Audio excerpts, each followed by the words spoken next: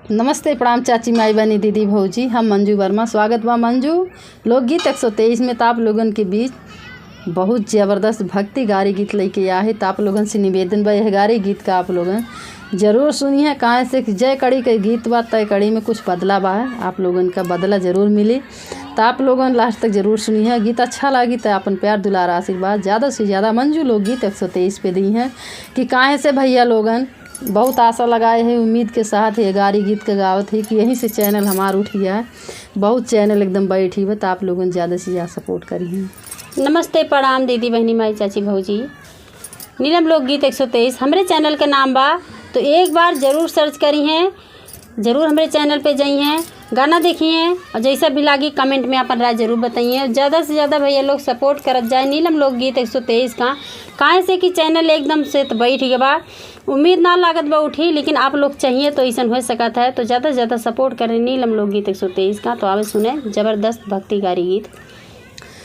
राम तुम्हें गारी दे सुना कान पार, दशरथ जी के लाल, दशरथ जी के लाल। राम तुम्हें गारी दे सुना कान पार, दशरथ जी के लाल, दशरथ जी के लाल। राम तुम्हें गारी दे सुना कान पार, दशरथ जी के लाल, दशरथ जी के लाल। खाने का देवे हो चारू चीजिया, खाने का देवे हो चारू चीजिया।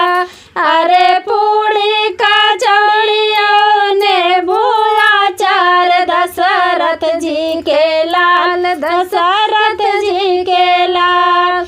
अरे पूड़ी का चौड़ियों ने भूया चार, दशरथ जी के लाल, दशरथ जी के लाल। राम तुम्हें गारी दे सुना कान पार, दशरथ जी के लाल, दशरथ जी के लाल। राम तुम्हें गारी दे सुना कान पार, दशरथ जी के लाल, दशरथ जी के लाल।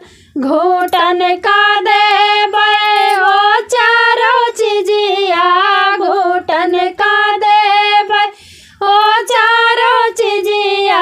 यारे गंगा जमुना त्रिवेणी के घाट गंगा, दशरथ जी के लाल, दशरथ जी के लाल। अरे गंगा जमुना त्रिवेणी के घाट, दशरथ जी के लाल, दशरथ जी के लाल।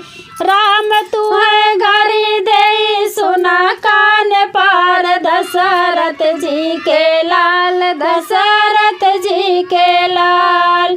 राम तुम्हें गारी दे सुना कान पार, दशरथ जी के लाल, दशरथ जी के लाल। कूचन का देवे हो चारों चीजिया, कूचन का देवे हो चारों चीजिया।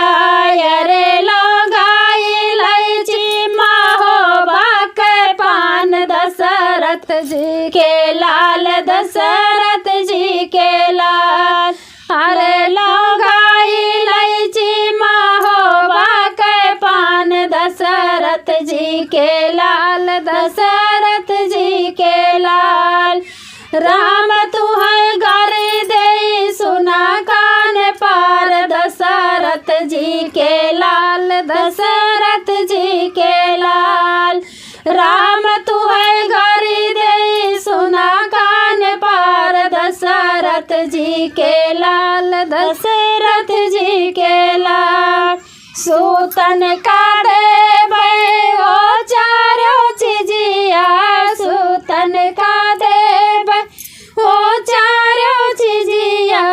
अरे गद्दा गारई जाया तकिया तोहार, दशरथ जी के लाल, दशरथ जी के लाल। अरे गद्दा गारई जाया तकिया तोहार, दशरथ जी के लाल, दशरथ जी के लाल।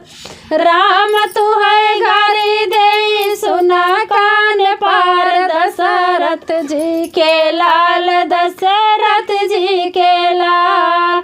राम तू है गारी दे सुना कान पार, दशरथ जी के लाल, दशरथ जी के लाल। धन्यवाद।